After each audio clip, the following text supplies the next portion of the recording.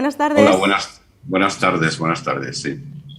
Bueno, sin ir muy lejos, ya no nos falta nada, prácticamente unos días. 28 de octubre tendremos la suerte de contar con una jornada muy interesante desde las 5 de la tarde, casi hasta las 9 de la noche, ¿no? ¿Y por qué es A ver, importante señalar que son las primeras que se celebran aquí en Ponferrada y una jornada además para toda la gente, jornada gratuita? sí, efectivamente, esto es un programa de la Fundación Jesús Pereda, que nosotros llamamos Otoño Sindical y que itinera por toda Castilla y León. De año en año aborda un tema y en este año 2021 estamos abordando el de la medida del tiempo. Digo, algo de lo que siempre hablamos, pero que nunca resolvemos o gestionamos o sabemos gestionar bien. Al hablar del tiempo, hemos hecho 3 estaciones, 2 ya se cumplieron, una en Aranda de Duero y otra en Medina de Ebro, y llegamos a Ponferrada el próximo jueves para ver cómo gestionamos o se ha gestionado el tiempo en ese ámbito laboral que acaba condicionando casi toda nuestra vida, ¿no? Hablaremos de la jornada laboral entonces. La verdad que es como si estuviéramos hablando de nuestro día a día, ¿no? Nunca mejor dicho. Quizás tenemos que sacar en claro esta primera lectura, que nuestra jornada laboral está estructurada por diferentes horas, cómo organizamos estas horas, a qué se dedican estas horas y también cómo vamos a cuantificar, ¿no?, el tiempo, porque va a haber una charla muy interesante en el que realmente se propone algo que seguro que a nuestros espectadores les parece hasta bien, ¿no? Que la jornada laboral sea de 4 días semanales. Hablaremos de ello a continuación y además me parece importante hacer ese inciso y por qué el ponente va a defender esta postura. Creo que también es fundamental y determinante hablar del antes y el futuro, ¿no? Algo que me comentabas cuando estábamos hablando y preparando un poco la entrevista es a dónde venimos y a dónde vamos. Yo no sé a dónde voy, pero Jesús, cuéntanos. Efectivamente, ¿no? Hablar de la jornada laboral haciendo un corte en el presente, pues es muy limitado. Que debe tener una amplitud de foco y una perspectiva mayor. Por eso la mesa redonda que arranca la jornada, 2 de las personas que intervienen, Nati Camacho y Pepe Gálvez, nos hablarán más del pasado. Nati Camacho, que es una veterana ya muy jubilada, nos hablará de cómo afrontaban un tiempo donde las mujeres apenas formaban parte del mercado de trabajo, cómo afrontaban precisamente esa jornada donde esto de conciliar, que ahora hablamos tanto, no estaba presente, ni mucho menos. Por lo tanto, la jornada de la mujer años atrás, a laboral, tiene mucho que contar y cómo conquistar un espacio, ¿no? Y Pepe Gálvez nos hablará de una huelga que se produjo hace unos 100 años, mejor dicho, la huelga de la canadiense, que es donde arranca precisamente la jornada laboral de 8 horas que hoy en teoría marca el ritmo de nuestros trabajos. Esa es la parte del antes, es decir, cómo se consiguió aquellos, cómo las mujeres gestionaron su jornada laboral, cómo para todos se alcanzaron las 8 horas. Por eso hay que hablar del pasado, para antes de abordar después el futuro. Y es la tercera persona de la mesa redonda, Mario Pansera, que es un profesor de la Universidad Autónoma de Barcelona y de Vigo, que nos hablará de una propuesta que está ahora mismo en todas las mesas de ministerios y sindicatos y supongo que también organizaciones empresariales. ¿Es posible una jornada semanal de 4 días laborables solo? Bueno, pues esta es la tesis que él defenderá y ese es el futuro. Hacia ahí seguramente nos encaminamos. Realmente puede ser una posibilidad exacta de que comencemos a tener estas jornadas de 4 días laborables, cuando en muchos casos, en muchos trabajos, incluso es prácticamente de 5 y 6 días, ¿no? Una cosa es el molde general, efectivamente, y lo que las leyes acaban articulando, las 8 horas diarias, por ejemplo. Ya sabemos que hay sectores donde se producen abusos en esta materia como en otros. Es obligación de las inspecciones de trabajo controlar esto, ¿no? Nosotros hacemos una propuesta teórica, lógicamente. Sabemos que hay, pues grietas por donde se escapa toda la reglamentación laboral, pero no abordamos ese aspecto, no hablamos de las grietas, hablamos de lo que es el molde general y en esta sociedad tecnológica en la que estamos y digital es muy probable que la jornada se reduzca. Esperemos que no así los salarios. Y en consecuencia, pues una opción que ya está más que experimentándose es esa de 4 días a la semana de jornada de trabajo en lugar de los 5 ahora, o ya pasando en algunos casos abusivamente 6 y hasta 7, claro. Ignacio, si hablamos de la productividad, ¿realmente esos 4 días laborables van a permitir a una empresa esa productividad, por ejemplo?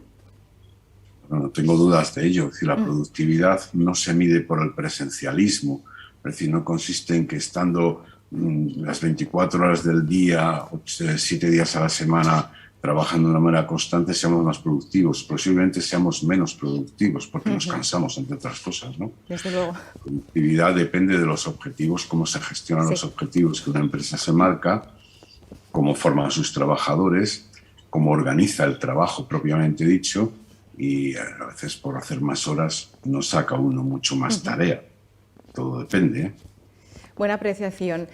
Lo cierto es que, al igual que también hemos vivido a lo largo de esta pandemia el teletrabajo, nos damos cuenta que con el teletrabajo estamos haciendo más horas, ¿no? En muchas empresas se ve así reflejado. Claro, las 2 jornadas anteriores de este ciclo, la de Aranda de Duero y la de Miranda, abordaron en parte esto también, porque en Aranda hablamos de cómo el tiempo en la época de la pandemia ha modificado también nuestra visión del reloj, ¿no? Y también en Miranda hablábamos del tiempo que necesitamos dedicar a cuestiones tan importantes como el trabajo, que es los cuidados a los demás, la cultura, la participación como ciudadanos y ciudadanas, ¿no? Y ahí dentro de todo ese mare magnum surgió el teletrabajo. ¿El teletrabajo funciona? Bueno, en algunos trabajos para empezar, otros tienen que ser presenciales, evidentemente, ¿no? Ahora nosotros estamos haciendo una videoconferencia y está claro que lo tele funciona en determinados casos, pero uno no construye una casa por teletrabajo, evidentemente, ¿no? Entonces, bueno, está bien que exista el teletrabajo, pero el trabajo socializa a las personas. Es decir, yo siempre he defendido que un espacio donde uno amplía su vida social es en ese centro de trabajo donde se relaciona con sus compañeros y compañeras, incluso algunos hasta se casan. O sea, quiere decir que es un lugar necesario para la vida. Por lo tanto, teletrabajo absoluto sería contraproducente para ese aspecto social, y teletrabajo limitado, pues bueno, puede ser perfectamente compatible con el resto de vida que llevamos como personas. Seguramente será bueno.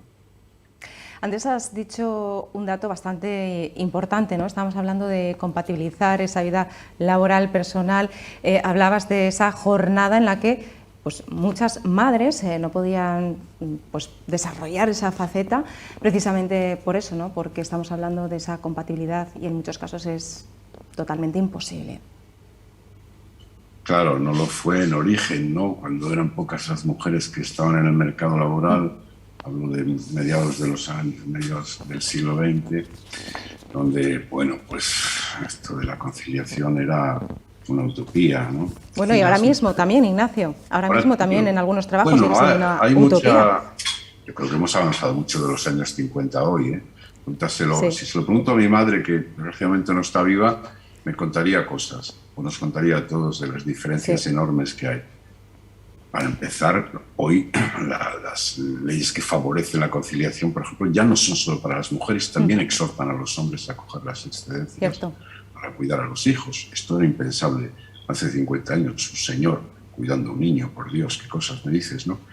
Bueno, era difícil entonces. Es difícil ahora y es difícil incluso en el teletrabajo. De hecho, se ponía de relieve en una de las charlas que el teletrabajo para un hombre es muy ideal, porque sí, porque es capaz de abstraerse y aunque haya niños en el entorno, acaba mirando para otro lado. Pero la madre no, la madre que estaba con el ordenador y si el niño venía, la niña venía, acababa descolgando. Por lo tanto, era complicado también el tiempo en casa para las mujeres teletrabajadoras, hasta el punto de que algunos países, cuando cerraron esta vía del teletrabajo al recuperarnos de la pandemia poco a poco, consideraron que era más importante que se incorporaran las mujeres al trabajo normal antes que los hombres, entre otras cosas para que los hombres espabilaran un poco más y supieran lo que era cuidar a los niños a la vez que atender el trabajo por el ordenador.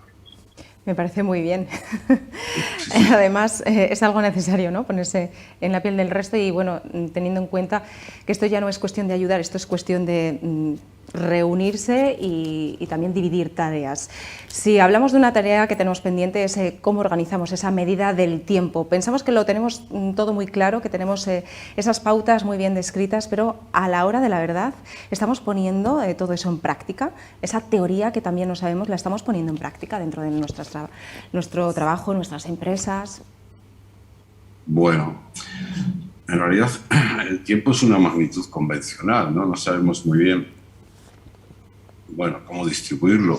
Antiguamente se decía que había una distribución triple en el día, 8 horas para trabajar, 8 horas para el ocio y 8 horas para dormir. Este era el modelo que nos vendían hace mucho tiempo y muchos lo quisieran para sí, ¿no? Es verdad que todo está muy desequilibrado y más en esta sociedad nuestra vertiginosa, donde a veces quien nos marca los ritmos son las pantallas, por ejemplo.